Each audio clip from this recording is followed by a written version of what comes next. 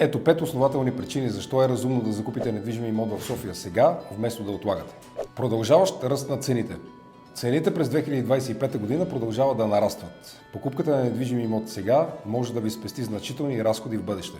Благоприятни условия за ипотечно кредитиране. Банките в България предлагат стабилни и ниски лихвени нива, благодарение на силната конкуренция и наличието на значителен капитал от депозити. Инфраструктурни подобрения, които повишават значително стойността на имотите. В София се реализират значими инфраструктурни проекти, включително разширение на метрото и модернизация на транспортния парк, като се очаква имотите в близост до новите метростанции да поскъпват с около 10%. Ограничено предлагане и високо търсене. В София се наблюдава ограничено предлагане на качествени нови жилища.